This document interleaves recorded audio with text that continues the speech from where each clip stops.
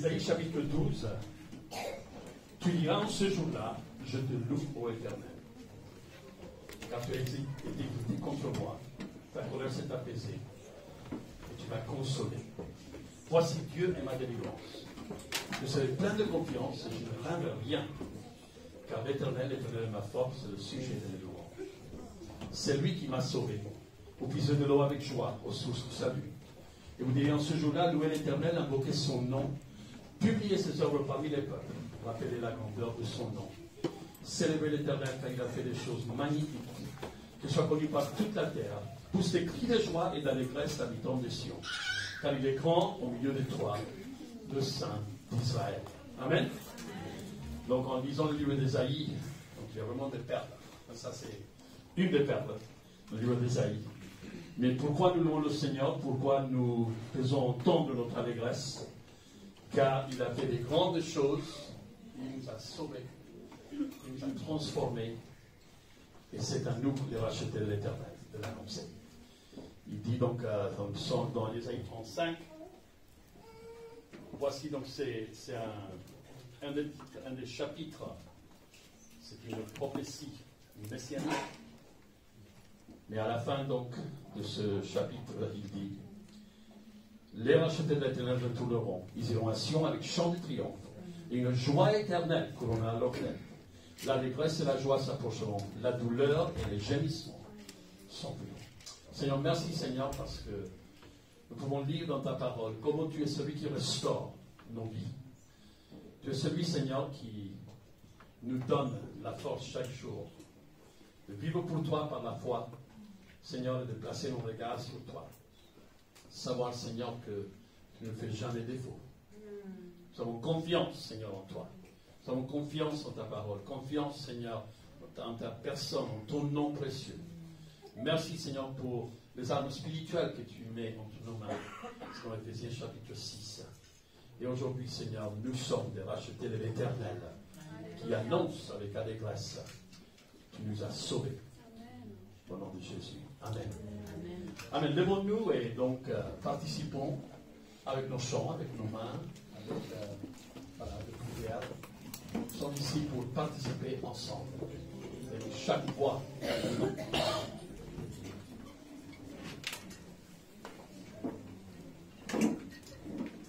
Bonjour à tous, ça fait très plaisir de vous voir ce matin. Vraiment, je vous invite à venir dans la maison du Seigneur avec joie, parce que nous allons nous préparer à nous réjouir dans le nom de notre Seigneur, à être tous ensemble, à s'exercer les uns les autres, pour vraiment marcher ensemble dans la même direction, vers Dieu, en son temple. Je vous invite à commencer à chanter avec moi.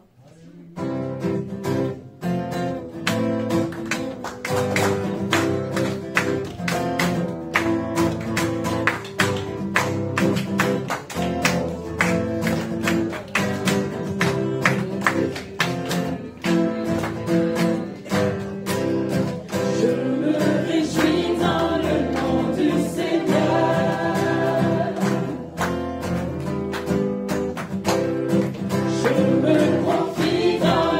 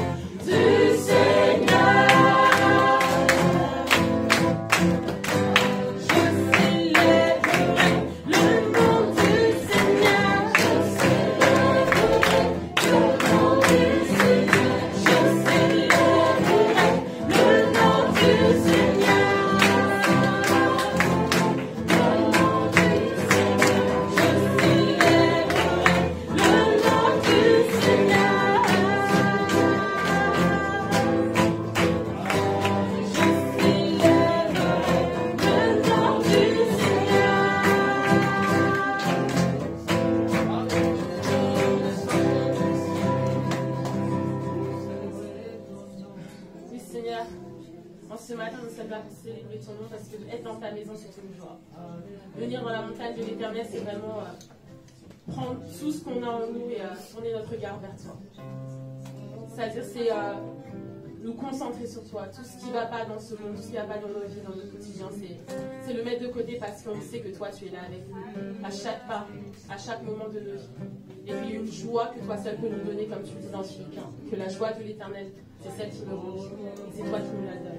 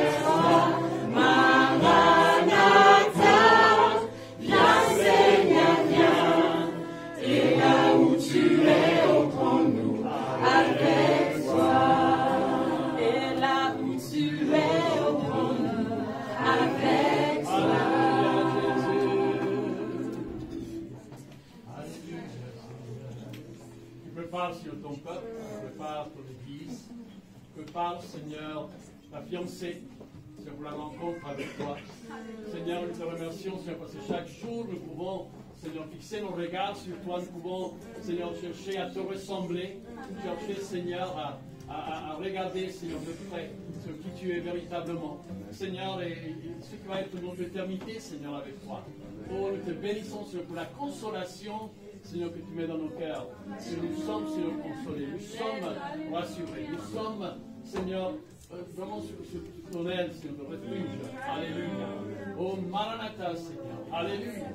Oui, Jésus, tu reviens bientôt. Amen, Seigneur. Alléluia. Merci, Seigneur. Parce que oui, tu es notre rang, tu es notre voile, tu es notre refuge, Seigneur. Alléluia. Oh, Seigneur, oui, tu es notre consolation. Oh, alléluia. Alléluia, alléluia. Oh, alléluia. Dieu, tu es ma force, ma consolation, une lampe devant mes pas. Ta voix a triomphé de l'ouragan, emportez-le.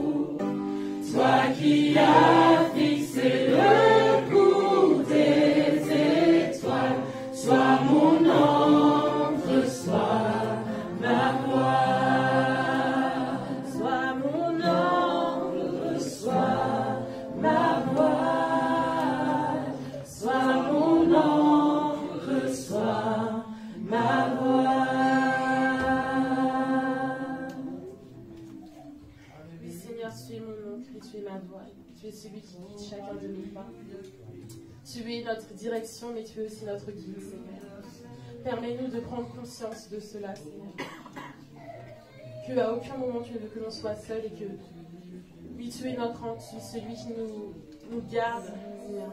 Tu es celui qui nous dirige, tu es celui qui donne un sens à notre espoir parce que tu es cet espoir, Seigneur. Merci parce que tu es si bon et tu nous fais cette grâce de te connaître, ce privilège, Seigneur mon Dieu, de t'appartenir, Père. Et d'être là ce matin ensemble. Révèle-toi à nous continuellement, Seigneur.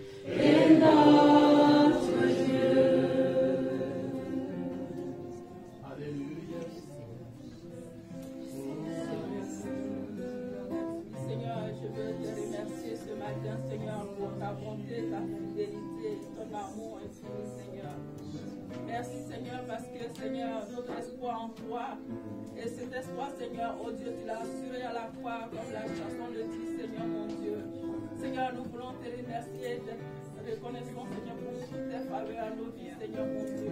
Sans cette croix, Seigneur, nous ne serons rien, Seigneur. la pardonner, Seigneur, de nos iniquités, Seigneur. Oh, de cette croix, Seigneur, mon Dieu, nous a fait, Seigneur. Oh, Jésus nous a accordé le salut et nous te sommes reconnaissants, Père. Et nous te disons merci, Jésus. Merci, Seigneur, pour tous tes bienfaits. Tous tes bienfaits, Seigneur, sont nombreux. Nous ne pouvons pas les compter, Seigneur, mon Dieu. La vie que tu nous accordes, la santé que tu nous donnes, Seigneur, mon Dieu. Père, nous voulons vraiment tout simplement te dire merci pour ta bonté envers nous. Merci pour ta bonté infinie, Seigneur. Merci pour ta miséricorde envers nous, Seigneur. Sois loué, Seigneur. Sois exalté, Seigneur, mon Dieu. Sois glorifié, Seigneur. Tu es digne, Seigneur, mon Dieu. Tu es comparable à toi, Seigneur, mon Dieu. Je vais te bénir, Seigneur. Je vais te louer. Je vais t'exalter, Seigneur. Tu es grand, tu es puissant, Seigneur, mon Dieu. Tu es vivant, Seigneur. Tu es le ressuscité, Seigneur, mon Dieu. Tu es le Dieu vainqueur, oh Jésus. Nous te louons, Seigneur. Nous te célébrons. Nous te glorifions parce que toi seul le mérite, Seigneur. À toi la gloire. Au nom de Jésus. Amen.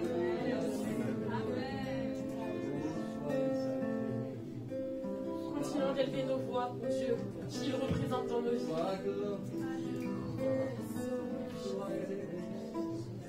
Seigneur, ce matin, je te prie pour ceux qui sont désespérés, qui sont découragés, ceux qui ont oublié tes promesses, ceux qui les ont enfouies dans le fond de leur cœur parce que c'était trop dur.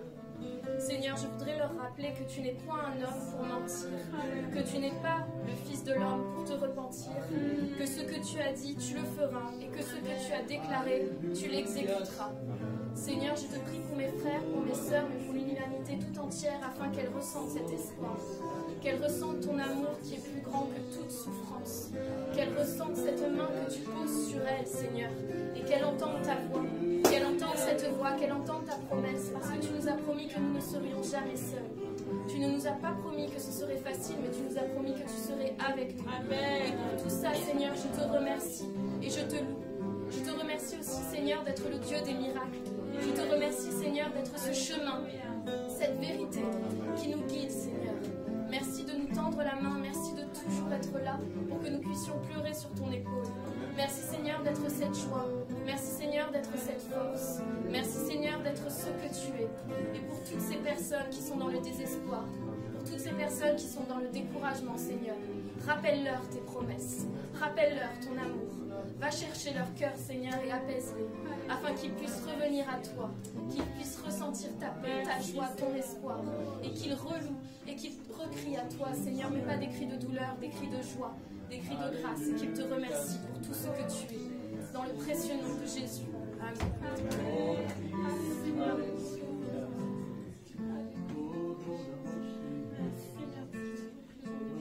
Dans ce week-end où on fête les ténèbres, Seigneur mon Dieu, je prie, Seigneur mon Dieu, que tu fasses resplendir ta lumière, Seigneur. Merci parce que tu es la lumière du monde et nous voulons le déclarer. En ce week-end, Seigneur mon Dieu, spécial, nous voulons déclarer haut et fort, nous voulons crier que tu es la lumière du monde, Seigneur.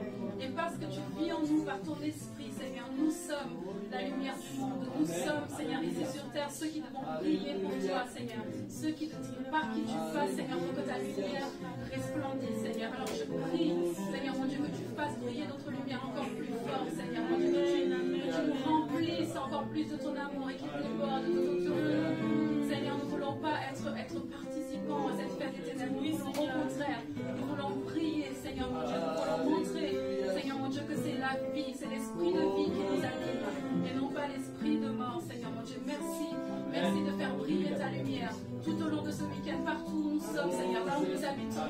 Seigneur mon Dieu, que notre lumière resplendisse, Seigneur mon Dieu, parce que nous sommes la lumière du monde, Seigneur. Tu es la lumière du monde et tu brilles à travers chacun de nous. Seigneur, nous ne sommes pas participants, nous sommes participants à la vie. Seigneur, merci de faire briller ta lumière à travers cette église, Seigneur, et partout où tu nous envoies, dans nos maisons et là où nous travaillons, Seigneur, là où nous allons à l'école, partout, Seigneur, que ta lumière resplendisse et qu'elle éclaire ces ténèbres dans le nom puissant de Jésus. Amen.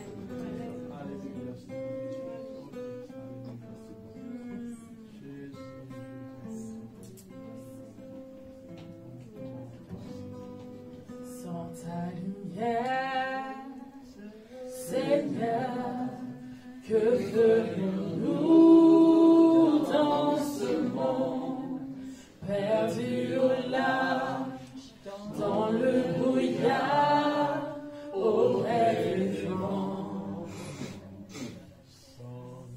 Sans ta lumière, Seigneur, où irons-nous dans ce monde? La mer est immense, sans ta présence, que ferions-nous? Reprenons. Sans ta lumière, Seigneur, que ferions-nous dans ce monde? Perdus au large, dans le brouillard, au gré du vent. Sans ta lumière, Seigneur, où irions-nous dans ce monde? La mer est immense, sans ta présence, que ferions-nous? Comme un phare dans la nuit, tu brilles sur tes enfants. Tu nous guides vers le port, au cœur de ton amour. Comme un phare dans la nuit, tu brilles sur tes enfants. Tu nous guides vers le port, au cœur de ton amour. Sans lumière, Seigneur, que serions-nous dans ce monde? En perdition, sans direction, cherchant la voie. Sans ta lumière, Seigneur, où irions-nous dans ce monde? Que décider, qui écouter, que ferions-nous? Comme un phare dans la nuit, tu brilles sur tes enfants. Tu nous guides vers le port, au cœur de ton amour. Comme un phare dans la nuit, tu brilles sur tes enfants. Tu nous guides vers le port, au cœur de ton amour. Comme un phare dans la nuit, comme un phare dans la nuit, tu brilles sur tes enfants. Tu nous guides vers le port, au cœur de ton amour. Comme un phare, comme un phare dans la nuit, tu brilles sur tes enfants. Tu nous guides vers le port, au cœur de ton amour.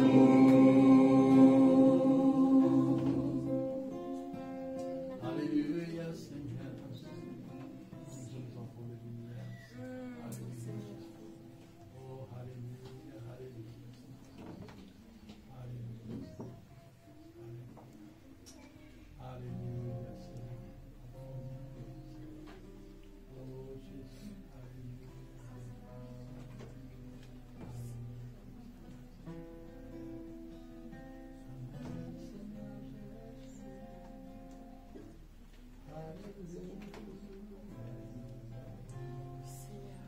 Tu es la lumière de ce monde, Père.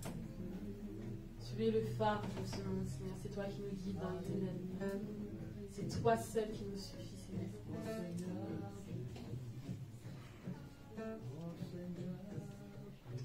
Seigneur.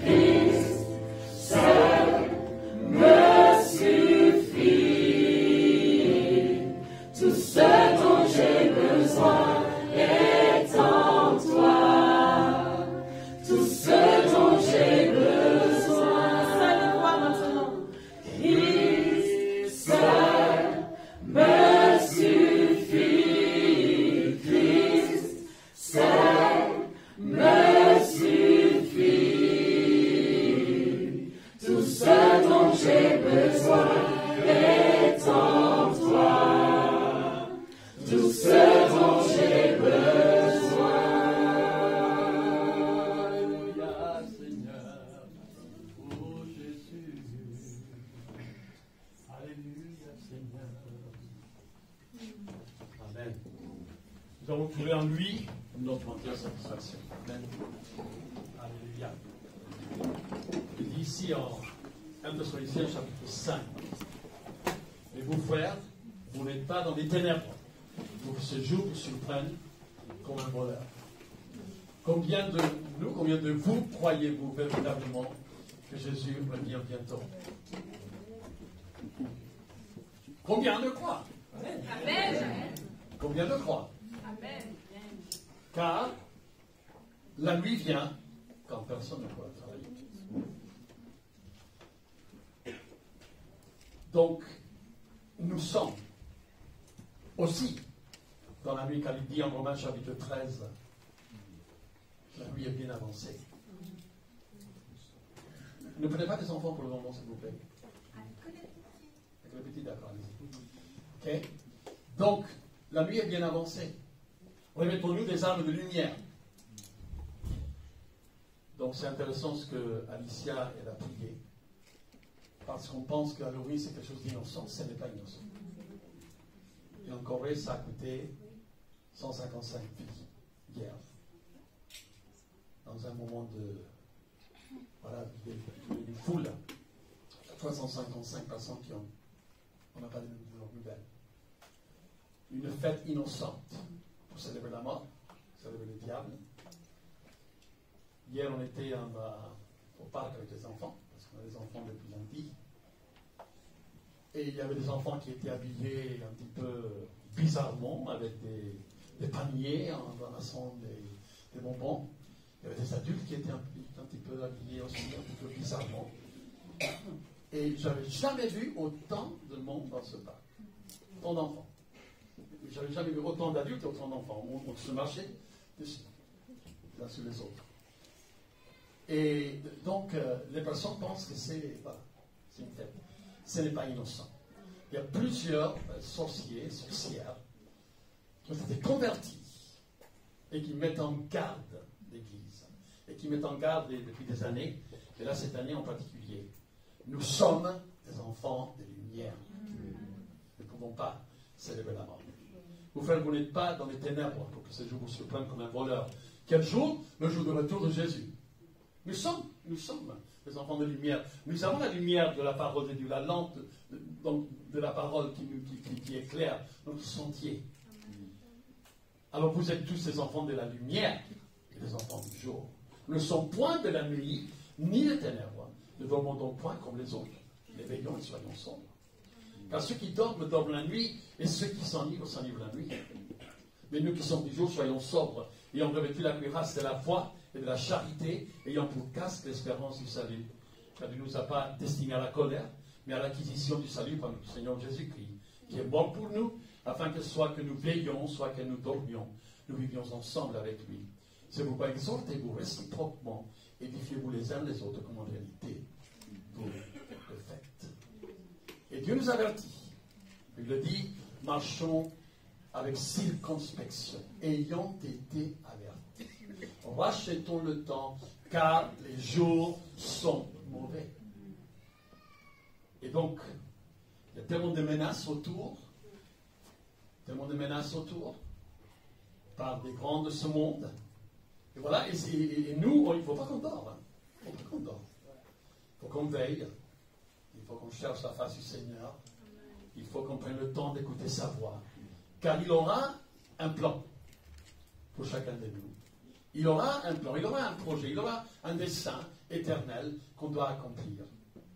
Et nous ne savons pas quel est le jour ni l'heure dans lequel Jésus-Christ reviendra. Mais veillons et persévérons dans la prière. Amen. Seigneur, merci Seigneur parce que nous pouvons, Seigneur, encore déclarer nous sommes des enfants de lumière. Tout ce qui est ténèbres, Seigneur, est dissipé par la lumière. Ce n'est pas les ténèbres qui avalent la lumière. Ce n'est pas les ténèbres qui mangent la lumière. C'est la lumière qui fait fuir les ténèbres. Cette lumière, tu l'as mis dans notre cœur. Ce trésor, tu l'as mis dans notre cœur. Et nous sommes tous, Seigneur, des bases d'honneur par lesquelles cette lumière resplendit. C'est pour ça que parfois nous passons par des épreuves et des moments de brisement, parce que c'est au travers de ces vases brisés, Seigneur, que tu te manifestes, que tu éclaires ta lumière partout où nous allons, Seigneur. Donne-nous, Seigneur, une conviction profonde de qui nous sommes en toi. Et la différence que nous pouvons, Seigneur, susciter, réaliser, établir, car nous sommes des enfants de lumière. Alléluia, Jésus. Amen. Alléluia. Nous allons prier pour le Dieu des offrandes. Donc aussi, ça c'est une manière de louer le Seigneur. C'est pour ça qu'on le fait en chantant. Ce n'est pas une annonce, on va faire les offrandes et on va... Donc voilà. Mais c'est vraiment un moment dans lequel, Seigneur, nous continuons à te louer, nous continuons à t'adorer, nous continuons, Seigneur, à t'offrir ce que nous sommes. Amen. Tel que nous sommes. Tel que nous sommes. Yolande, tu veux venir et David aussi. Nous allons donc donner l'occasion de pouvoir donner avec joie. On l'a récalqué la semaine dernière. Chantons. On va garder ce même esprit en effet du sein de la lumière. Et on a un Dieu qui nous abrite, qui nous protège, qui nous couvre de ses ailes. Abrite-moi sous tes ailes. Couvre-moi par ta main puissante. Abrite-moi. Abrite-moi sous tes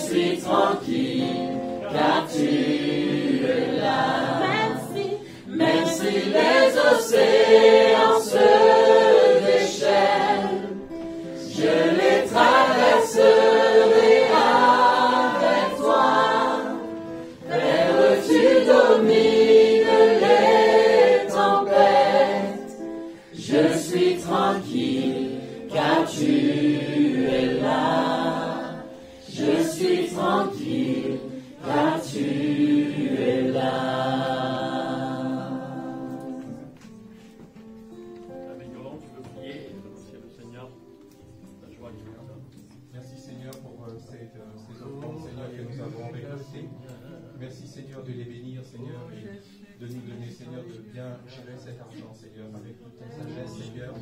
Merci de bénir, Seigneur, toutes les personnes qui ont donné, Seigneur, pour voir, et même les personnes qui n'en peuvent plus aujourd'hui, mais Seigneur, tu bénis toutes les personnes dans cette assemblée, Seigneur, notre Dieu. Merci Seigneur, à toi soit donnée la gloire, dans le nom de Jésus. Amen. Amen. Alors moi je me rappelle quand on était, donc nos enfants étaient à l'école, il y avait des livres. La gentille sorcière. Et d'autres livres aussi. Et donc, on est allé voir le professeur. Ah non.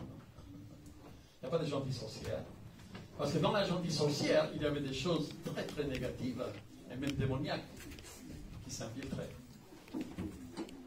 Et donc, voilà. En ce moment, donc, je suis allé même jusqu'à l'académie de Bruno Shaw pour tester un livre qui était lu par tout le monde et qui était accepté.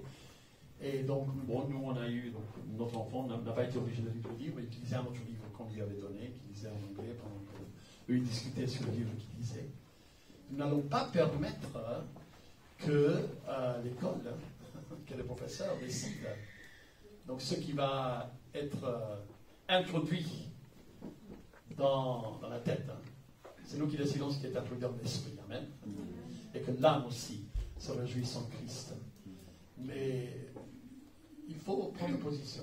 Nous sommes très très tristes parce qu'au Mexique, donc cette semaine, donc ça a été d'emblée sur tout le pays, les permis maintenant de mariage pour tous. Tout le pays. Je vous ai déjà expliqué il y a quelques semaines quelque chose d'aberrant qui se faisait dans les écoles. Et donc, il y aura la persécution qui vient avec. Parce qu'il y a beaucoup de pasteurs donc, qui se sont opposés. Il y avait donc des manifestations de chrétiens, des milliers de chrétiens dans les rues, donc, pendant plusieurs mois, devant le Sénat, devant, etc. Et là, donc, il y aura la persécution qui vient avec. Et donc, c'est très, très flagrant. Donc, ne nous endormions pas. Car ceux qui veulent vivre pieusement seront persécutés. Si nous tenons ferme à la Bible, il y aura de l'opposition. Ne craignons pas. Le Seigneur est toujours à nos côtés. Mais sachons que les ténèbres continuent à avancer.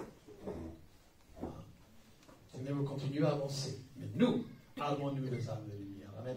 Alors, nos enfants vont passer donc à l'école de dimanche. Je sais qu'aujourd'hui, ils vont parler d'un atelier avec Alix. Même si c'est les vacances, allez-y. Elle vous accueille.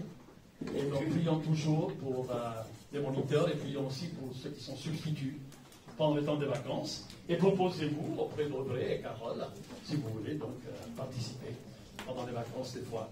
Parce que c'est important que les enfants continuent donc à avoir ce temps d'enseignement, ce temps d'accompagnement aussi dans leur foi. Amen. Alléluia. Amen. Alors, je vais demander donc à Joseph de venir et ouvrir la parole de Dieu avec nous. Recevons de la part du Seigneur ce que Dieu a préparé. Amen. Bienvenue à tous ceux qui sont là. La première fois que je vois quelques visages, donc nouveau. Alors, à la fin du culte, ça serait là de pouvoir donc saluer et donc que le Seigneur puisse aussi continuer à parler avec eux.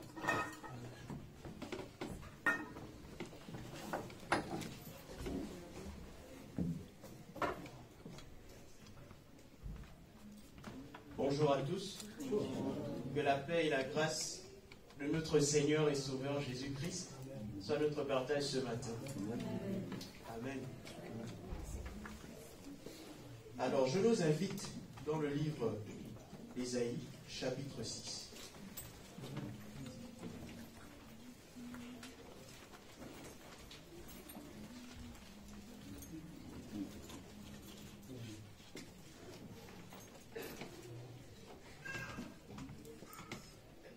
Ésaïe chapitre 6, à partir du verset 8 jusqu'au verset 9. Il est écrit, « J'entendis la voix du Seigneur, c'est Ésaïe qui parle, disant, « Qui enverrai-je et qui marchera pour nous ?» Je répondis, « Me voici, envoie-moi. » Il dit alors, « Va et dis à ce peuple, vous entendez et vous ne comprenez point. Vous verrez si je ne vous saisirai point. » Amen. Le thème du message de ce matin, c'est appel, mission et vision. Vous avez été quelques-uns à me poser la question de savoir depuis combien de temps je me tiens derrière la chair. Cela fait plus de 7 ans. Et en 7 ans, plusieurs choses ont changé. Déjà, j'ai eu 7 ans de plus. Et ma relation avec le Seigneur a été modifiée en fonction des années. Il y a des choses que j'ai dû enlever, que j'ai dû m'efforcer à modifier. Mais en 7 ans, il y a quelque chose qui n'a pas changé. C'est la responsabilité de se tenir. Parce que ce n'est pas quelque chose qu'on prend à la légère. C'est une rencontre qu'on doit avoir avec le Seigneur, recevoir ce qu'il nous a dit pour le communiquer à son Église. Apporter un message, c'est pas regarder quelque chose, lire un livre et prendre la pensée de quelqu'un et la communiquer. Non. Apporter un message, c'est le résultat d'une rencontre avec le Seigneur. C'est le résultat d'un face-à-face avec Dieu. C'est pour ça que vous pouvez entendre certains messages où des paroles sont dites, mais il n'y a pas de vie à l'intérieur. Le manque de vie est la preuve qu'il n'y a pas eu assez de temps consacré auprès du Seigneur. Alléluia. Ésaïe chapitre 6 que nous avons lu, le Seigneur a appelé, il était en train de se questionner, mais qui je vais envoyer pour parler à mon peuple? C'est une responsabilité de se tenir devant le Seigneur. C'est une responsabilité d'apporter un message auprès du peuple du Seigneur. Parce qu'il y a des comptes à rendre au dernier jour auprès du Créateur. Il y a des comptes.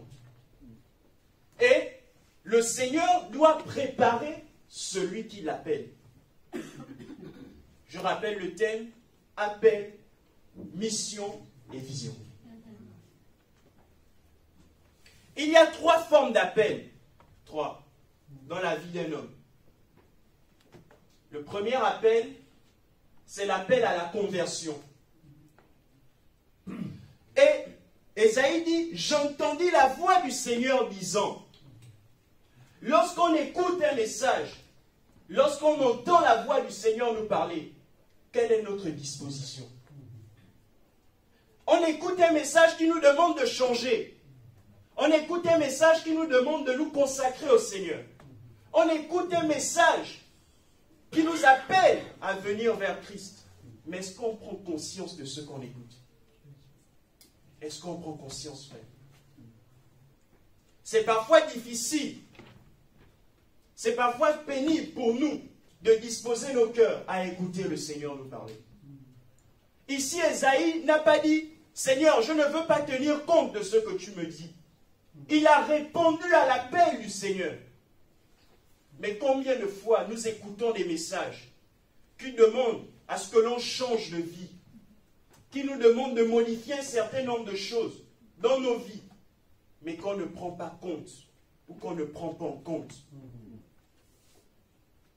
Je pouvais nous rappeler la dernière fois, à propos du discernement, qu'il y a des choses qui nous arrivent pour lesquelles nous sommes nous-mêmes les seuls responsables. C'est la responsabilité de Dieu d'envoyer les canaux par lesquels nous recevons sa pensée et son message. Comme il a fait avec Ésaïe le prophète. Mais c'est la responsabilité de l'homme lui-même de prendre en compte ce qu'il entend et l'appliquer. Alléluia. J'entendis la voix du Seigneur. Combien de fois on écoute le Seigneur nous demander de changer de position? Combien de fois on écoute le Seigneur nous dire, viens à moi? Combien de fois le Seigneur nous demande d'abandonner un certain nombre de choses, mais qu'on veut traîner avec nous, même dans les lieux de culte? Lorsqu'on vit en présence du Seigneur, on doit être transformé. Alléluia. L'école transforme intellectuellement. C'est très bien. Les parents transforment dans l'éducation. Marc nous le rappelait tout à l'heure. Mais la parole du Seigneur transforme notre spiritualité. Et lorsque la spiritualité est transformée, il y a un impact physique. Alléluia. Répondant à l'appel du Seigneur. L'appel à la conversion est le premier appel dans la vie d'un homme. Le tout premier. Lorsque le Seigneur nous appelle, n'endurcissons pas nos cœurs. Ne fermons pas. L'appel à la conversion, le mot conversion ici, ce n'est pas juste accepter Jésus. C'est le changement radical. Amen. Donc même si on est dans les lieux de culte pendant des années, il y a des choses pour lesquelles le Seigneur veut qu'on change. C'est l'appel au changement. Il y a des dimensions dans lesquelles le Seigneur ne peut pas nous emmener parce qu'on traîne encore avec nous un certain nombre de choses. Ce n'est pas qu'il ne veut pas agir avec nous, mais c'est que notre position ne nous permet pas ou ne permet pas au Seigneur d'agir en nous. Notre position ne le permet pas. C'est pour ça que nous avons la responsabilité d'appliquer la parole du Seigneur pour que le Seigneur puisse nous emmener un peu plus haut avec lui. C'est comme un bébé du primaire. Bon, bébé, j'abuse un peu. Un enfant du primaire, tu ne peux pas lui donner des cours de l'université. Il ne va rien comprendre. Même s'il est doté d'un cerveau, même s'il a une intelligence, ce qui est sûr et certain, tu lui apportes des mathématiques de bac plus 3, il ne peut pas. Lui, il doit apprendre 1 plus 1 égale 2. Et au fur et à mesure de son apprentissage, un jour, il sera capable de résoudre des équations. Et donc, nous avons un changement, un chemin à faire. Plus on avance avec le Seigneur, plus il nous utilise. Il n'y a pas un homme sur la terre que le Seigneur n'a pas appelé. Il y a beaucoup d'appelés. D'ailleurs, tous sont appelés. Nous sommes tous appelés à nous convertir. Nous sommes tous appelés à changer de cap, à changer de direction. Nous sommes tous appelés à subir une transformation du Seigneur. Et après ça, il pourra nous introduire dans le second appel. Le second appel, c'est l'appel au service. Le deuxième appel, qui est l'appel au service, ce n'est pas forcément servir Dieu dans un lieu de culte, comme je le fais ce matin. On sert Dieu par diverses manières. Dans les lieux de culte, balayer le temple, c'est servir le Seigneur. Et ça, je l'ai toujours dit. Il n'y a pas de petit service en Christ. Ça, là, laissons ça dans les entreprises. L'Église, si je peux me permettre, c'est l'entreprise de Christ. C'est lui qui organise les choses. Alléluia. Et la responsabilité, les tâches qu'il y a à faire dans son Église, il n'y a aucune tâche qui doit être prise à la légère. Nous avons répondu à l'appel à la conversion, mais très peu répondent à l'appel au service. C'est pour ça qu'on retrouve parfois dans les lieux de culte des personnes passives qui ne font rien. Mais lorsque le Seigneur nous appelle, c'est pour accomplir un mandat, une mission particulière. Et nous devons faire preuve de sensibilité comme Ésaïe pour répondre à l'appel au service. Nous ne sommes pas passifs ou passives dans la maison du Créateur. Amen. Alléluia. Nous ne sommes pas passifs. L'appel au service, mes frères, c'est là où le Seigneur nous fait vivre des expériences avec lui. L'appel au service, c'est écouter. À quoi le Seigneur m'a appelé? Qu'est-ce qu'il me demande de faire? Et le faire. Nous avons vu l'exemple de Jonas, qui appartenait au Seigneur. Mais Jonas a reçu aussi la mission qu'il devait accomplir, le mandat. Mais, à un moment donné, il a refusé de prendre part au service, à la mission qui lui avait été confiée. Mais qu'est-ce qui s'est passé? Le Seigneur a forcé Jonas d'accomplir sa mission. Il y a des choses pour lesquelles, que tu sois d'accord ou pas, si le Seigneur veut que tu le fasses, tu le feras. Même si tu es sur ton dernier jour sur terre, tu vas accomplir cette mission forcée. Alléluia. Je vais vous raconter une histoire. Alors qu'un jour, j'allais dans une église quelque part, j'avais des monnaies avec moi. J'avais 4 pièces.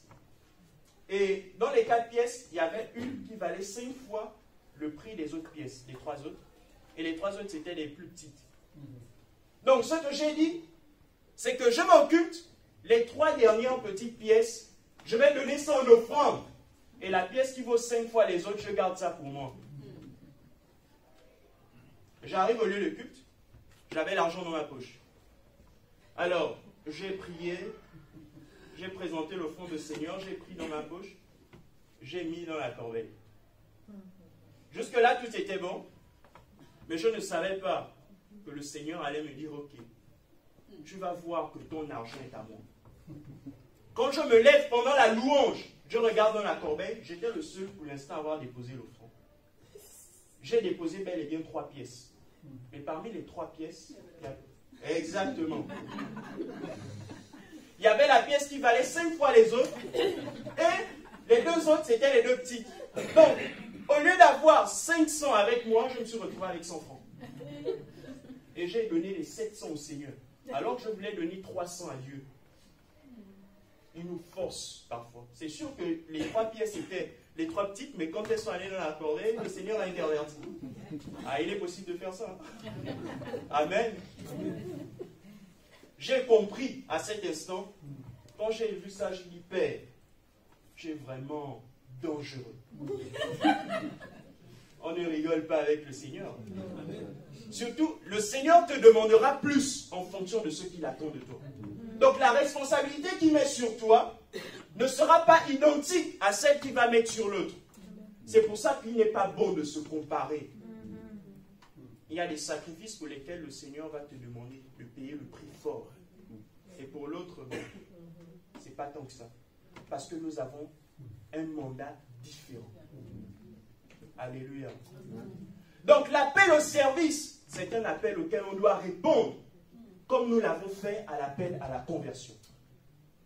Quelqu'un m'avait posé la question de savoir, Joseph, comment je peux déceler mon appel? C'est une question intéressante. Comment je fais pour savoir? Il y a 2 façons. La première façon, c'est comme le Seigneur a fait avec Ésaïe. Tu écoutes le Seigneur te parle. Et lorsque tu écoutes le message du Seigneur, tu réponds à l'appel et tu sais ce que tu dois faire. Ça, c'est la première façon pour répondre à l'appel au service. Donc, connaître la mission qui m'a été confiée par le Seigneur et l'accomplir simplement. Amen. Ça, nous le voyons. À chaque fois, vous allez voir, pas seulement Ésaïe, le Seigneur parle à l'un de ses serviteurs et lui dit, me voici. Me voici. C'est bien de noter souvent ces petits mots-là. Parce que c'est certes petit, mais ça veut dire beaucoup de choses. C'est toute une vie à l'intérieur. Le Seigneur nous appelle, mais parfois on ferme nos oreilles. Pourquoi? On veut vivre un christianisme cool. Ah, c'est bien, l'église est bien, c'est tranquille. Je ne veux pas fournir trop d'efforts, je viens juste au culte le dimanche. Personne, la Bible ne dit pas, tous ceux qui viendront au culte seront sauvés. Amen. Mais c'est celui-là qui accomplit la volonté de mon Père qui est dans les cieux. N'importe qui peut venir dans un lieu de culte. La preuve, les portes sont ouvertes. On ne fait pas une identification pour dire est-ce que tu es libre ou pas. Le Seigneur a bien fait parce qu'il n'y a pas d'étiquette sur la tête. Donc, c'est à nous d'être vrais avec le Seigneur. Nous savons même parfois ce que le Seigneur nous demande de faire. Mais combien de fois nous refusons de le faire? Combien de fois? La deuxième façon de comprendre ou de savoir quel est mon appel, je pouvais le dire à cette personne, c'est qu'est-ce que tu vois dans la maison du Seigneur qui te dérange? Le Seigneur attire ton attention. Tu as peut-être le souci des âmes. Tu aimerais voir les personnes être sauvées. Tu aimerais prendre part à des activités spécifiques. Tu vois, par exemple, la salle n'est pas très bien rangée. Et tu constates ça à chaque fois. Peut-être le Seigneur t'appelle à ranger les chaises, à nettoyer le temple. C'est un appel. C'est un appel. Qu'est-ce que tu vois dans la maison du Seigneur, dans l'œuvre de Christ, de façon générale, qui te dérange? Le Seigneur te fait constater les choses. Pourtant, nous sommes nombreux, mais ce n'est pas tout le monde qui le remarque. Donc, le Seigneur ouvre ton esprit, il ouvre ta conscience pour te permettre de prendre conscience de ce qu'il attend de toi. Maintenant, il y a un certain nombre de choses, parce que le Seigneur est discipliné, il y a un ordre. Si tu ressens quelque chose dans ton cœur, vois Marc, parle-lui. Parce qu'il y a un ordre établi. Le Seigneur n'agit pas dans le désordre. Amen. Notre Dieu est un Dieu d'ordre. Mais il y en a qui ont peur. Il ne faut pas avoir peur. Vous savez, quelqu'un m'a rencontré une fois et il m'a dit, la Bible, j'ai l'impression qu'il y a des effets qui ne prennent plus forme à notre ère actuelle. Je dis pourquoi? Mais parce que, la personne me le dit, on voit des grands exploits, des grands miracles, des grandes actions du Seigneur. Mais depuis que je suis sur terre ou dans les églises, je ne vois pas ça. Pourtant, il a dit, on fera les mêmes choses que lui-même il a fait. Je lui ai dit, toi, qu'est-ce que tu fais? Qu'est-ce que tu fais? Est-ce que c'est dans les 4 murs qu'on pourra expérimenter tout ça? La plupart des expériences vécues par les disciples du Seigneur étaient en dehors des 4 murs. J'ai dit à cette personne, par expérience, je sais que quand tu vas en évangélisation quelque part, et que c'est le Seigneur qui t'a réellement convaincu, quel que soit le cas que tu rencontres, il va tendre sa main. Parce que tu vas vers des cœurs incrédules. Et ces personnes-là ont parfois besoin de voir quelque chose pour impacter à la fois leur conscience et leur esprit. Et là, ils se convertissent. C'est la raison pour laquelle nous devons comprendre comment le Seigneur fonctionne. Si on est tout le temps cloîtré dans les 4 murs, n'emprisonnons pas le Saint-Esprit dans un bâtiment. Alléluia. Il est libre. Un esprit. Un si grand esprit, on va le limiter aux petites choses. Le Seigneur n'est pas seulement là pour dire je suis malade, au nom de Jésus je suis guéri. Mais quelqu'un qui est capable de ressusciter un mort, frère, qu'est-ce qu'il n'est pas capable d'accomplir? S'il a ressuscité Lazare qui était mort, pas pendant 1 jour, pas 2, pas 3, il a même dépassé le Seigneur 4 fois, 4 jours. Après le Seigneur est venu, Lazare sort. Donc quand on voit une telle chose, c'est une maladie qui ne peut pas guérir. C'est une condition physique qui ne peut pas changer. Parfois on se lamente. J'ai écouté les personnes, certains dire, mais c'est quand même grave. Parfois l'homme croit que Dieu est dépendant de lui. Je crois que c'est Michael qui nous l'a rappelé. Normalement, il peut ne pas avoir besoin de nous. Il a dit, si l'homme lui-même refuse de m'adorer, je vais susciter les pierres. Et si on fait le décompte, le nombre de pierres qui existent sur la terre est plus grand que le nombre d'êtres humains. Donc c'est pour dire que ce n'est pas un peuple. Le Seigneur pouvait tuer tout le peuple d'Israël et donner à Moïse un nouveau peuple. Mais Moïse a refusé. Qu'est-ce qui dépasse Dieu dans son action? Qu'est-ce qui le dépasse réellement? Rien du tout.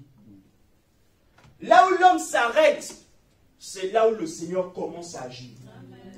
Là où l'homme est limité, c'est là où l'action du Seigneur s'initialise. Ça commence là.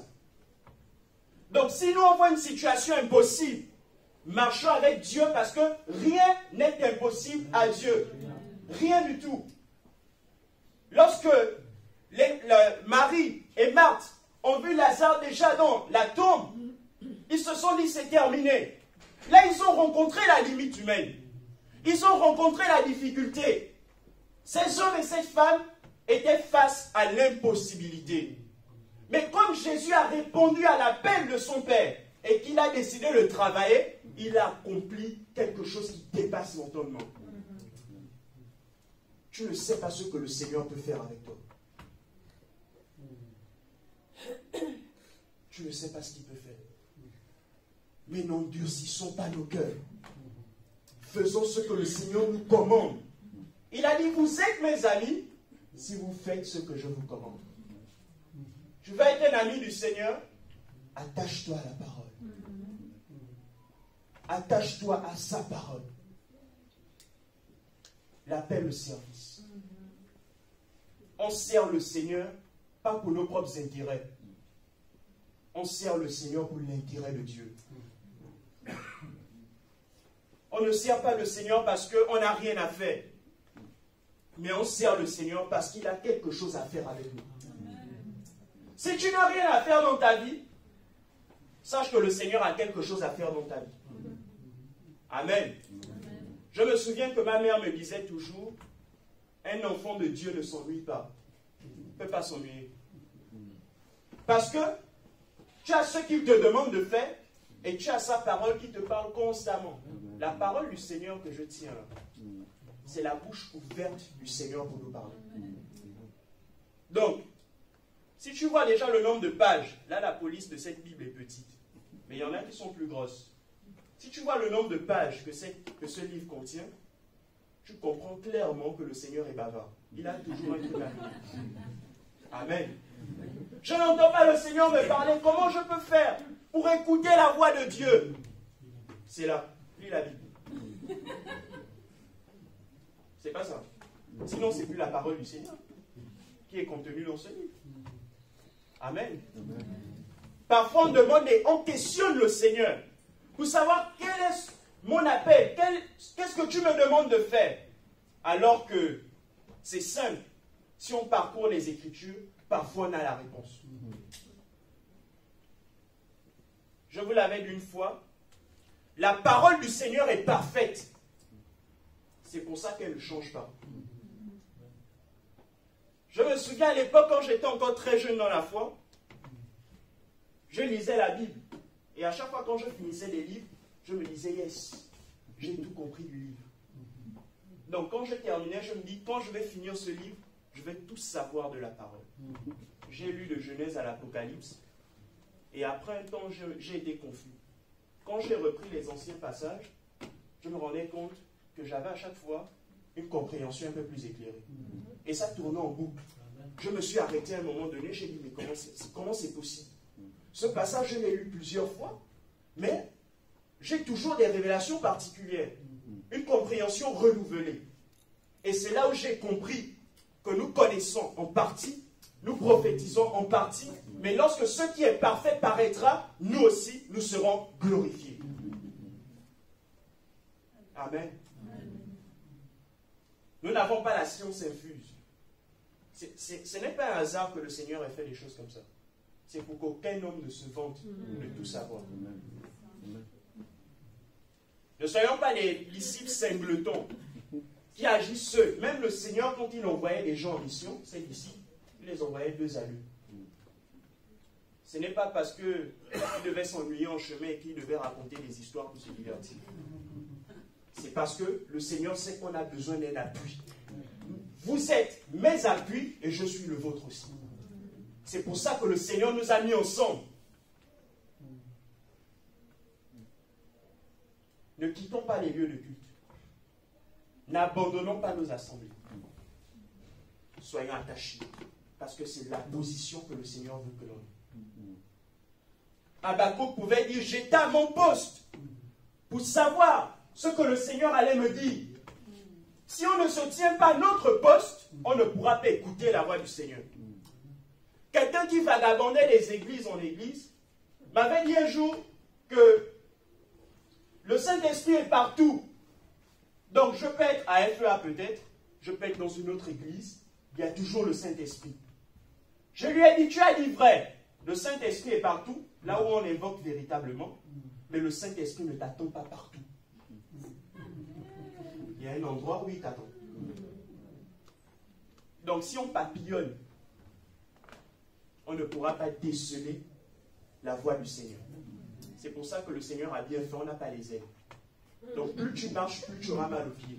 Et à un moment donné, tu vas t'arrêter. Amen. Amen. Le Seigneur ne fait pas les choses par hasard. C'est un architecte, un sage architecte. Donc quand il nous appelle à le servir, ce n'est pas pour qu'on fasse ce qu'on veut. Un disciple de Christ ne fait pas ce qu'il veut. Il ne fait pas ce qu'il a envie de faire, mais il fait ce que le Seigneur lui commande de faire. On ne peut pas être disciple du Seigneur et être indiscipliné. Parce que dans le mot disciple, il y a discipline. Alléluia. Donc, lorsque le Seigneur nous appelle, ayons la sensibilité de répondre à son appel. Personne n'est passif. Personne n'est passif dans la maison de Dieu. Personne. Le troisième appel, c'est l'appel à Dieu. Pour ne pas dire c'est un retour vers le Seigneur. Lorsque le Seigneur nous rappelle. Parce que là, c'est aussi une forme d'appel où le Seigneur nous appelle à lui rendre des comptes. Comme il a donné des pièces. Alain, il a donné 5, l'autre 3, l'autre 1. Il est parti. Il leur a donné une mission, aller multiplier. C'est pas ça? Deux autres, deux parmi 3, ont répondu à l'appel au service qui leur avait été donné. Ils ont accompli la mission du Seigneur. Ils ont accompli son œuvre et son plan. Mais il y a un autre qui a joué les malins. Il dit, quoi? Ce Dieu-là, non, je le connais. Lui, je sais comment arriver à atteindre son but sans fournir d'efforts. Avis à ceux qui aiment bien les raccourcis. Je peux raccourcir ta vie avec ça. Et lorsque le Seigneur est revenu, vous demandez des comptes. Il y a l'un qui a dit, Seigneur, je te connais tellement, ce que tu m'as demandé de faire, je ne l'ai pas fait. Alors qu'il y a deux autres personnes qui, elles, ont décidé d'investir leur temps, leur énergie, de la consacrer au Seigneur afin d'accomplir sa mission. Et lorsqu'ils l'ont fait, ils ont été récompensés. Mais celui qui a voulu jouer au plus malin, même ceux qui l'avaient, on a retranché. Lorsque tu ne réponds pas à l'appel au service, sache que lors du rappel du Seigneur, ce qu'il t'a même donné, et même ce que tu as acquis de tes propres efforts, il va te les retrancher. Parce que rappelons-nous, le Seigneur a dit, il n'y a rien de ce que nous possédons qui ne nous a été donné. Même si tu as bien travaillé au travail ou à l'école, ne dis jamais que c'est par tes propres efforts. C'est quelqu'un qui t'a donné l'intelligence. Amen. Il y aurait un rappel, véritablement. Mais ce troisième appel, là, frère, c'est un appel dangereux. Ça détermine notre éternité. Alléluia. Donc, veillons à ce qu'on fasse bien l'affaire du Seigneur, pour ne pas dire l'œuvre de Dieu, pour que lorsqu'il nous rappelle à lui, on n'ait pas à rougir. Il ne faut pas que cela nous surprenne. Lorsque le Seigneur établit ses lois, il veut simplement qu'on les respecte. C'est tout. C'est tout. Le Seigneur n'est pas compliqué. Ce que sa parole dit, ça va toujours demeurer pareil. Il n'est pas comme l'homme. Au travail, ton patron aujourd'hui peut te dire fais ça, parce qu'il est de bonne humeur. Tu fais la chose, demain il est énervé, il te dit pourquoi tu l'as fait. La parole change. Mais lorsque le Seigneur nous dit fais ça, c'est valable toute la vie. Dans ces mondes qui évoluent, dans ces mondes qui ont perpétuel changement, seul un point fixe sera le juge. Les applications évoluent, c'est bien. Notre manière de nous vêtir aussi évolue, c'est une bonne chose. Des choses changent en nous, mais la parole ne change pas, parce que c'est elle qui va condamner les hommes et qui sauvera d'autres. C'est pour ça qu'elle est là. Elle observe le monde. Elle regarde, ok, les humains, on se verra au dernier jour. Lors du rappel. Tout homme sera rappelé vers Dieu. Tout homme retournera à son Créateur. On aura à rendre des comptes, à faire un bilan. Alléluia. Veillons à ce que ce bilan soit positif. Alléluia. Ça, c'est ce qui concerne l'appel.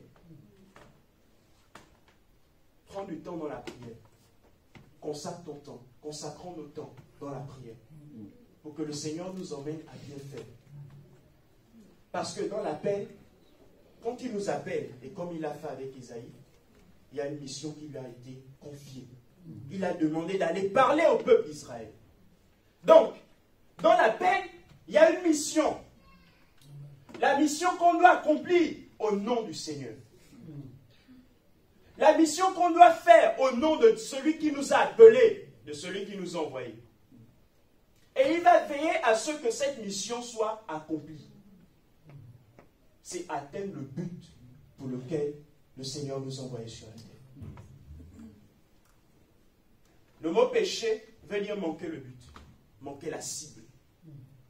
Donc si on n'accomplit pas la mission pour laquelle nous sommes sur terre, nous manquons le but pour lequel nous avons été envoyés.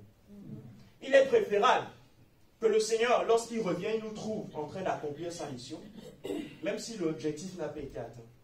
Mais il nous trouve sur la voie. Mais ce n'est pas, il nous dit, va à gauche. Nous, on dit non. Mon appel est à droite. On préfère aller à droite.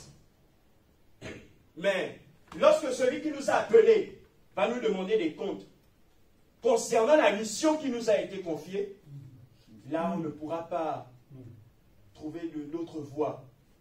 Parce que la vérité sera là. Est-ce que tu as fait ce pourquoi je t'envoie? Parfois, on se distrait. Parfois, on perd le temps avec des choses inutiles, alors que l'appel du Seigneur est là, la mission est là. Elle nous attend. L'homme sacrifie aujourd'hui son temps, son énergie, sa force, pour accéder aux choses éphémères, physiques, sans prendre conscience des réalités spirituelles. Nous avons d'abord été esprits avant de revêtir un corps physique. Revenons à la source, frère. Parce que même notre Dieu est esprit. Il y a des personnes qui prennent des pierres, les taillent, les façonnent en forme de Dieu. Mais lorsqu'il y a un feu quelque part, son Dieu c'est une statuette en bois. Pourquoi tu vas aller sauver Dieu pour sortir avec lui? Si c'est Dieu qui se sauve lui. Amen. Maintenant si tu vas, tu dis, cette statuette est ton Dieu. Mais la salle, le temple dans lequel il est en train de prendre feu, pourquoi tu vas aller sauver Dieu? Donc c'est toi l'être humain qui a maintenant la capacité de sauver Dieu. C'est la preuve que ce sont des choses montées de toutes pièces. Et le Seigneur n'est pas là-dedans. Amen. Amen. Exode chapitre 6. Chapitre 25, pardon.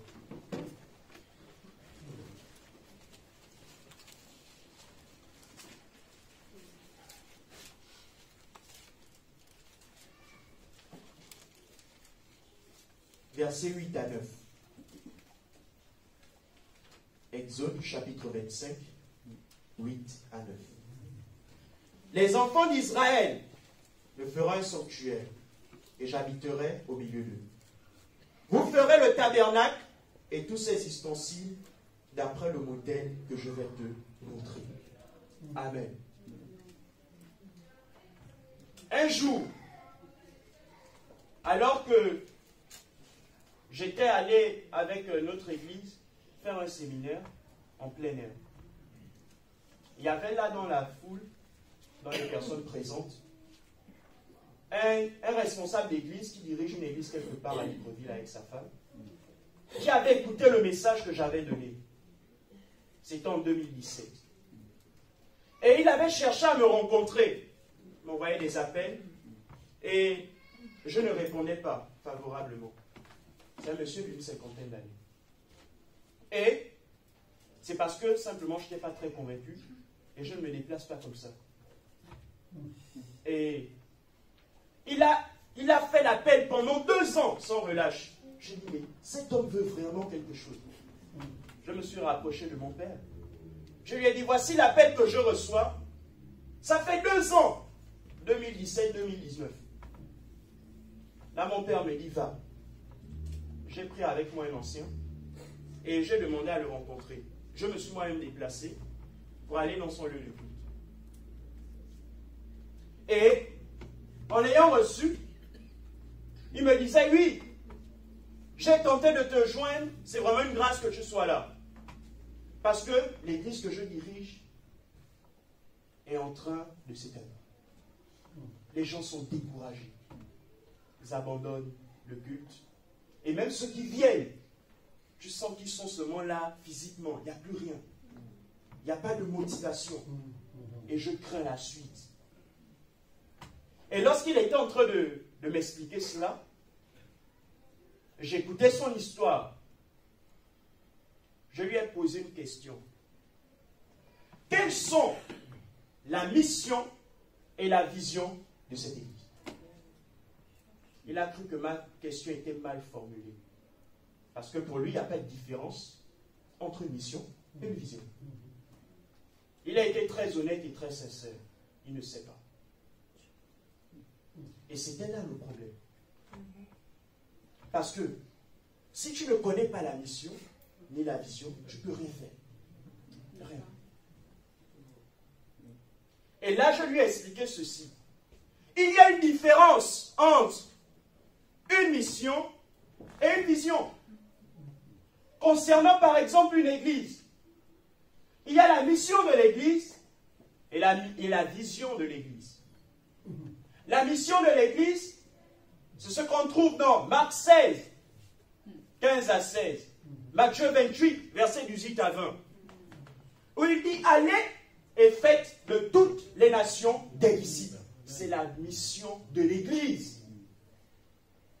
Donc lorsque le Seigneur suscite son église, ce n'est pas pour faire autre chose. C'est ça le but. Lorsque le Seigneur appelle une église, il a donné une mission et elle est universelle à toutes les églises. Il n'y a pas deux visions d'église, deux missions d'église, pardon. Il n'y a qu'une seule mission, celle de faire de toutes les nations des disciples. Et les nations, ce ne sont pas seulement voir des grands pays, des grands continents convertis. Ta nation à toi, ce sont les membres de ta famille. Ta nation, c'est ton frère à qui tu dois parler de la part du Seigneur pour qu'il change son cœur. C'est ça la nation. Parce que si chaque famille accomplit cette mission-là, c'est tout un pays, tout un continent et tout un peuple qui sera sauvé. C'est ça la mission de l'Église. Maintenant, c'est quoi la vision? La vision, c'est le modèle que tu appliques pour accomplir la mission. Comme le Seigneur a dit à Moïse, tu vas me construire un tabernacle selon le modèle que je te montrerai. Alléluia. Donc, toutes les églises ont la même mission, mais toutes n'ont pas la même vision. Est-ce que quelqu'un me comprend? Amen. Quelle est la mission qui t'a été confiée? Sauver l'humanité. Mais quel est le modèle que tu suis pour le faire? Il y en a qui n'ont pas de modèle, ils n'ont pas de vision. Et c'était le problème de cette église. Il n'y avait aucune vision. Pour vous prendre un exemple simple, deux exemples. Le premier, c'est que Moïse connaissait la mission, celle de construire un tabernacle. Mais il n'avait pas de modèle. Et le Seigneur lui a donné le modèle. Donc Moïse pouvait dire, je construis un tabernacle. S'il se donnait lui-même un propre modèle, il aurait construit un tabernacle. Mais ça ne ressemblerait en rien au tabernacle du Seigneur. Alléluia. Amen. Un autre exemple, c'est que je me tiens là devant vous. suivez très bien. Vous avez appris à l'école l'art plastique, le dessin. Bon, j'en ai fait. Dans mon cursus scolaire, c'était une matière optionnelle. Il y avait le choix entre l'art plastique, le théâtre, la musique et l'espagnol. Donc on avait le choix parmi ces 4. Je me suis dit, l'espagnol il faut réviser, c'est trop long. Pareil pour le théâtre, la musique il faut apprendre les notes, c'est dur. L'art plastique, il suffit juste de venir avec un crayon, un bout de papier et dessiner des pommes en longueur de journée. J'ai dit d'accord, je vais prendre le cours d'art plastique. Et je me suis rendu compte de quelque chose, c'est que lorsque tu es devant, comme là je suis devant vous, et je vous donne la mission de me dessiner en fonction de vos positions, est-ce que les dessins seront identiques? Non. Ceux qui me voient de face vont me dessiner de face. Ceux qui sont à ma gauche me dessineront de profil. Et de même, s'il y avait quelqu'un derrière moi, il me dessinerait de dos. Mais même si les dessins ne se ressemblent pas, est-ce que ce n'est pas moi qui ai dessiné? C'est moi. Donc, la mission consiste à me dessiner, mais en fonction de la vision de chacun, le modèle sera différent. Amen. Alléluia. Et c'est ça la vision. C'est ça la vision. Quelle est la vision que le Seigneur nous a donnée? Une église ne peut pas vivre sans vision. Mon père dans la foi m'avait dit, vision plus vision égale division. Dans la maison du Seigneur, le Seigneur te donne une vision. Nous, on impose au Seigneur notre vision. Entre le Seigneur et nous se crée une division. C'est simple. Un couple, par exemple, qui va aller en voyage pour des vacances. Le mari dit, non, on va aux États-Unis. Il dit, moi, je vais aller au Mexique. La femme. Vous avez vu? 2 visions différentes. La mission est la même. On veut aller en vacances. Mais les visions diffèrent. Donc là, ça crée entre le couple une division. Et c'est ça le cas des disciples de Christ. Avec leur Père céleste, lorsqu'ils ne suivent pas la vision. Quel est le modèle que tu suis? Quel est le modèle qui t'a été donné par le Seigneur? Parce que c'est là où il nous attend. C'est là où il nous attend. Lorsque on suit la vision, on ne peut pas se tromper tant qu'on reste sur les rails. Et c'est un chemin sûr, fondé par le Seigneur lui-même, pour qu'on atteigne le but. Pourquoi plusieurs se perdent? Parce qu'ils n'ont pas su suivre la vision jusqu'au bout. Ils se sont égarés. Ils ont préféré agir selon leur propre philosophie, selon leur propre concept, selon leur propre raisonnement, sans tenir compte du modèle qui leur a été donné. Il y en a qui au début suivent le modèle, mais après, qui altèrent le modèle. Ils rajoutent des choses dans le modèle. Moïse n'a pas fait autre chose. Il n'a pas dit, ok Seigneur, je prends en compte ce que tu me dis, mais je veux quand même rajouter ceci parce que ça fait plus beau, ça fait plus cool. Il n'y a pas de christianisme cool. Lorsque tu es disciple du Seigneur, tu fais 365 jours, oh tout est bien, tout est tranquille. Dans le monde, tout est tranquille pendant 1 an. Sache que si tu n'as pas de problème avec ce monde, ça veut dire que tu as un problème avec Dieu. Le Seigneur lui-même est venu sur la terre. On a vu ce qu'il a suivi. Amen. C'était facile. Vous êtes sûr qu'on veut prendre sa place? Ah, pas du tout. Pourtant, c'est le maître. Et c'est nous qui allons vivre une vie cool? Non, mais c'est pas possible. Si on veut vivre dans la simplicité, abandonnons le Seigneur. Parce que le diable n'attaquera jamais celui qui est entre ses mains. Même si le diable doit te rendre multimilliardaire, pour que tu restes attaché à lui, il va le faire. Le moment que tu n'accomplisses pas ce pourquoi tu es envoyé sur la terre. Le diable ne combat que ceux-là qui marchent selon le modèle. Le diable ne peut pas te combattre si tu es déjà en dehors du modèle, parce qu'il sait que vous allez passer l'éternité ensemble. Il cherche des compagnons faut l'accompagner avec lui. C'est ceux-là qui ont décidé d'abandonner le Seigneur. Au cours de ma marche avec Dieu, j'ai vu plusieurs personnes abandonner Christ. Parfois pour des fausses raisons. Je ne le sens plus. Tel m'a dit ceci. Je dis, mais c'est pas possible. Avec autant d'années en Christ. Non. C'est vrai qu'on a subi beaucoup de choses. On a assisté à des fermetures d'église. Complètement. Et ça a choqué la spiritualité de plusieurs. Et qui ont abandonné. C'est vrai que celui qui avait la vision s'est détourné. Mais nous sommes responsables de nos propres vies. Le Seigneur ne va jamais permettre que tu accuses ton frère ou ta soeur pour mettre sur lui ton tort. Tu as des responsabilités. Tellement insulté, tellement rabaissé, j'ai décidé de partir. Frère, le Seigneur t'attend. Et c'était le cas de ces hommes. Cette église a fermé. Et plusieurs années plus tard, j'étais parti avec 2 frères et une sœur. On était à 4, ils m'accompagnaient dans une église. Et moi, je marchais beaucoup. Je ne prenais presque pas de transport. Je marchais beaucoup et très vite.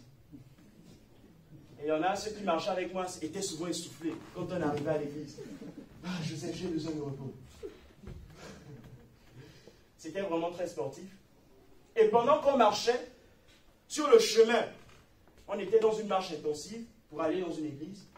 Je me suis brusquement arrêté. Les gens n'ont pas compris, ceux qui étaient là à 3. Et en m'arrêtant, j'ai fixé mon regard vers la gauche. Et sur cette gauche, se trouvait un temple, une grande église.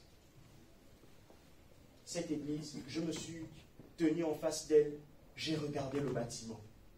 C'était un bâtiment qu'on avait construit de nos propres mains. L'église, donc les disciples du Seigneur, étaient ceux-là qui avaient bâti cette église. J'avais moi-même bâti, c'était en 2010. C'était pour la première fois que j'avais soulevé des briques, tourné du ciment. Et quand je regardais ce bâtiment tellement bien construit, je me souviens, il y a 10 ans, là il y avait un trou, là il y avait quelque chose. Là c'était incomplet. Et j'étais là silencieux. Je regardais ce temple. Et les trois frères qui m'accompagnaient ne savaient pas ce qui se passait. Mais il y a l'un avec qui je marche pendant plusieurs années qui comprenait ce que je ressentais. Cette église avait fermé. Il n'y avait plus rien. Et je regardais, je me disais, Seigneur, autant d'années qu'on a pris pour faire ça, c'est fermé. Mais est-ce que c'est pour autant qu'on doit abandonner Christ? Non.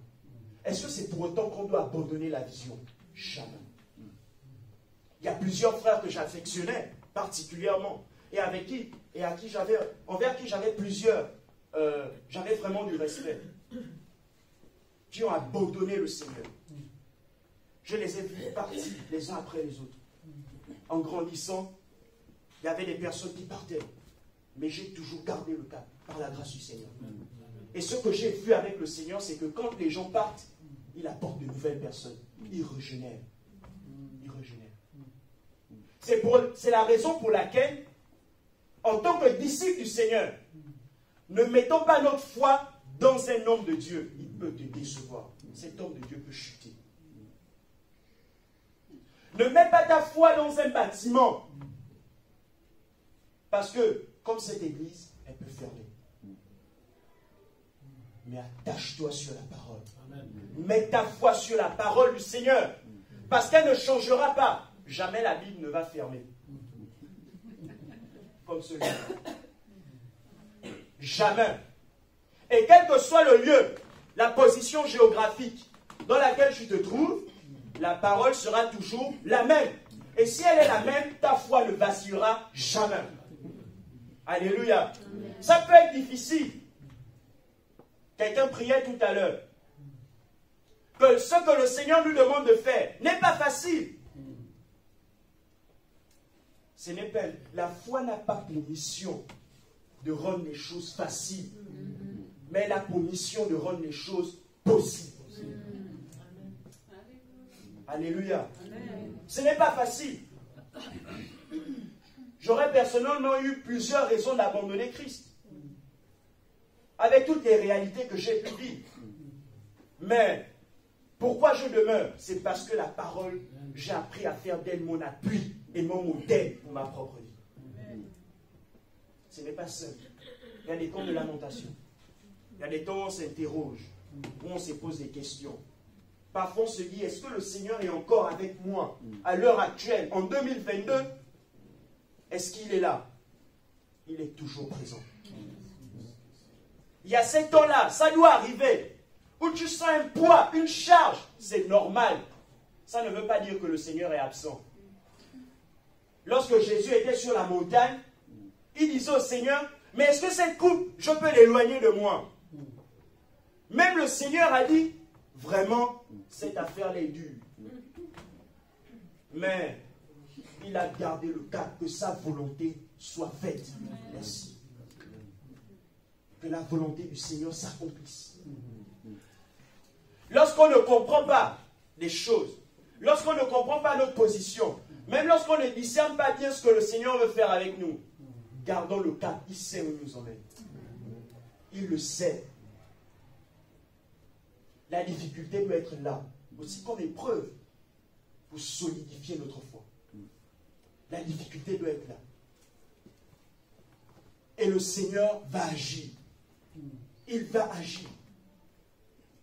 Et je termine par cette histoire que j'ai commencée. Lorsque je parlais avec ce serviteur du Seigneur, qui avait demandé à ce que je vienne, je lui ai dit, je viendrai, je ferai 2 jours. Et il a informé toute l'église. Quand je suis arrivé avec les 3 frères qui m'accompagnaient, j'ai vu l'état de l'église. Et effectivement, c'était le reflet de ce qu'il m'avait dit. C'est pour ça qu'un visionnaire doit connaître les personnes qu'il conduit. C'est important.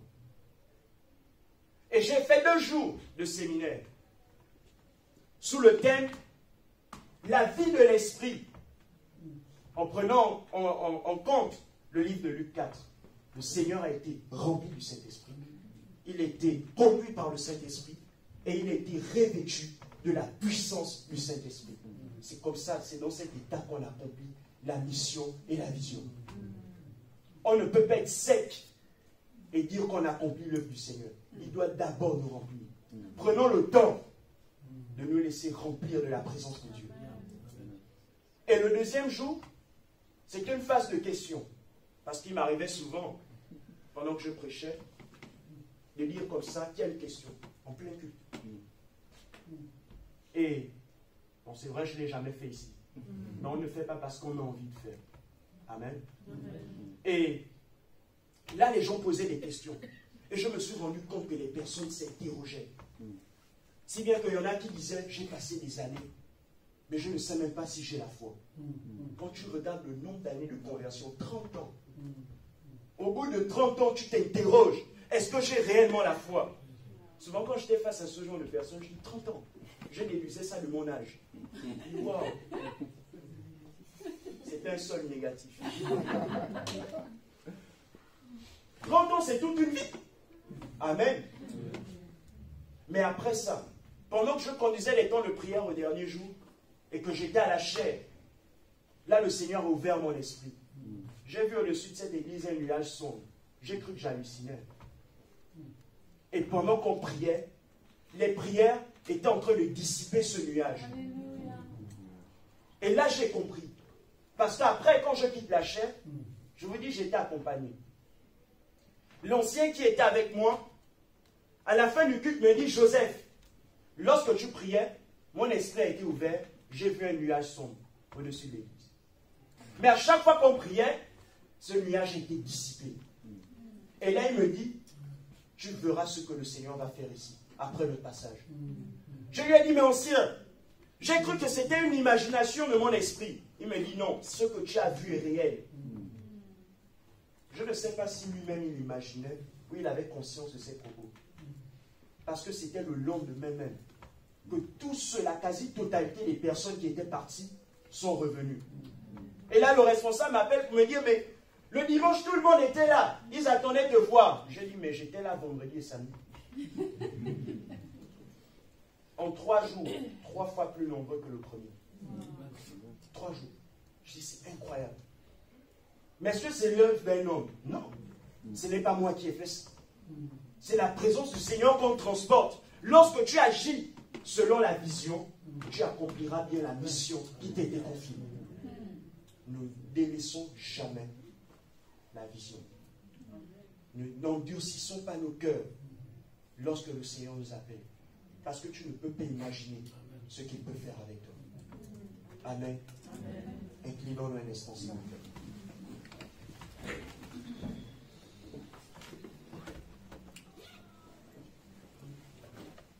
Je t'invite vraiment à prier au fond de toi. Sache que c'est quelque chose dont ton éternité dépend. Ce n'est pas une chose avec laquelle on joue ou qu'on peut recommencer. C'est ta vie qui est en jeu. C'est ton éternité avec le Christ qui est en jeu. C'est la raison pour laquelle je t'invite très sincèrement à prier, à élever ta voix ou à prier au fond de ton cœur pour te demander au Seigneur de te soumettre à sa mission, afin que tu accomplisses ce à quoi il t'a appelé. Élève ta voix, prie le Seigneur au fond de toi. Éternel, notre Dieu et notre Roi, Père éternel, tu ne nous appelles pas en vain. Chaque individu sur la terre est important à tes yeux. Il n'y a personne qui ne peut être négligé.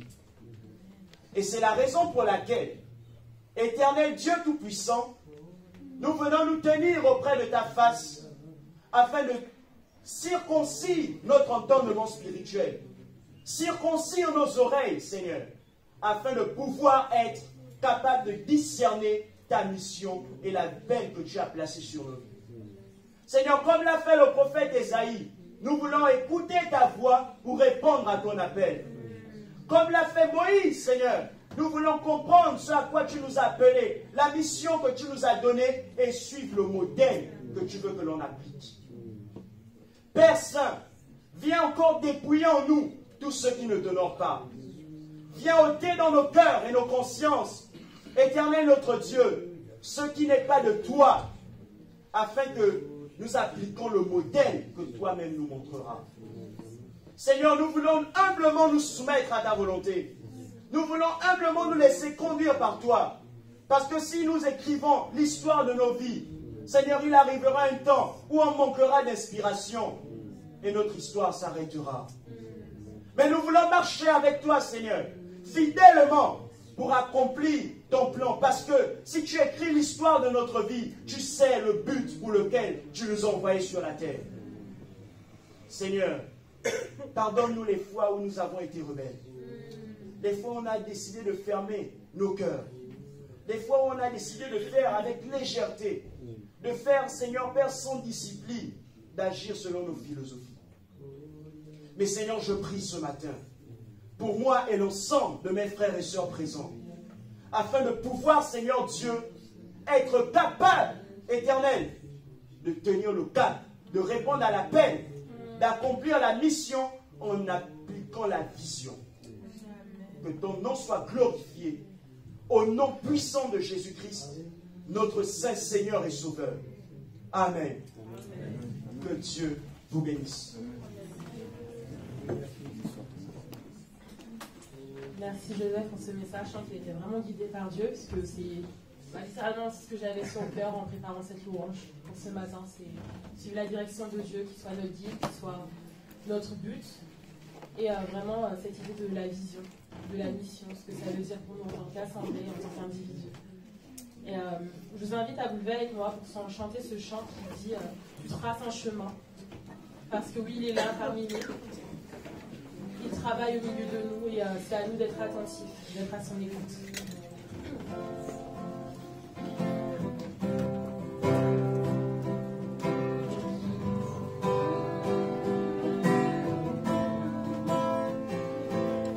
Oh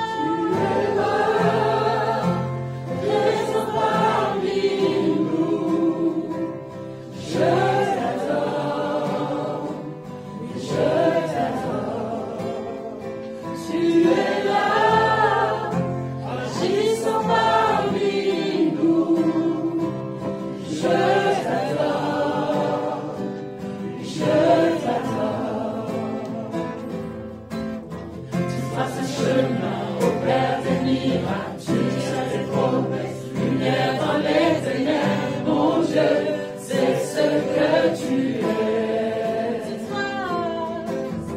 Tu traces un chemin au Père des miracles, tu tiens tes promesses, lumière dans les ténèbres, mon Dieu, c'est ce que tu es. Tu es là, transformant nos cœurs.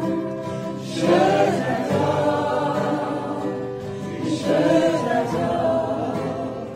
tu es là, guérissant nos cœurs. Je t'adore,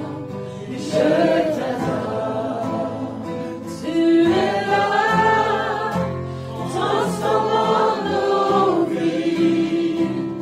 Je t'adore, tu es là, tu ressors les cœurs brisés. Je t'adore,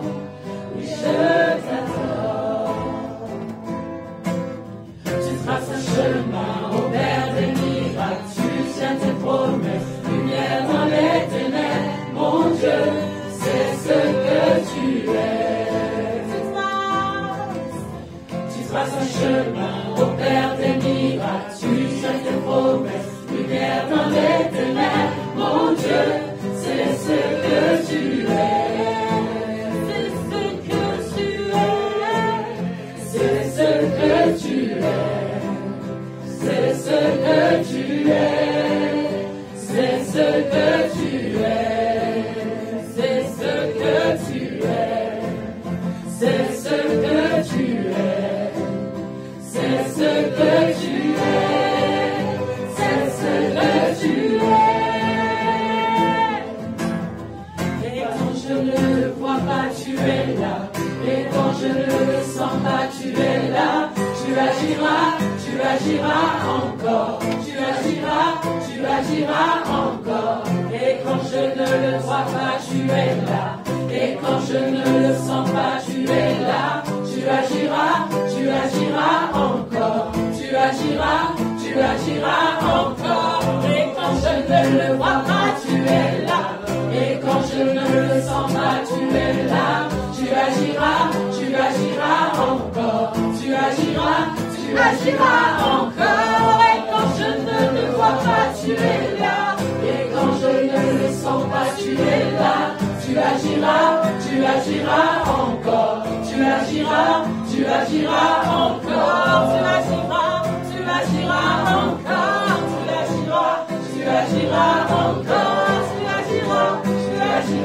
encore. Seigneur, tu agiras encore, Seigneur, même quand on ne te voit pas, Seigneur. Et tu es là, Seigneur, et ouvre le cœur à ta présence, Seigneur. Ouvre notre esprit à ton esprit, Seigneur. Que l'on prenne conscience que tu es là. Peu importe le sentiment personnel, Seigneur. Toi, tu es infaillible, inébranlable. Tes promesses sont certaines, tu ne changes pas, Seigneur. Tu ne changes pas, Seigneur. Révèle-nous cette mission, cette vision que tu as pour nos vies en tant qu'assemblée, en tant qu'FEA, Seigneur. Seigneur, merci. Tu traces un chemin au Père des miracles. Tu tiens tes promesses, lumière dans les ténèbres. Mon Dieu, c'est ce que tu es. Tu traces un chemin au Père des miracles. Tu tiens tes promesses, lumière dans les ténèbres. Mon Dieu, c'est ce que tu es. Alléluia, Seigneur. Alléluia, Seigneur. Nous allons, Seigneur, encore continuer à chercher ta face. Seigneur, continuez, Seigneur, à entendre ta voix.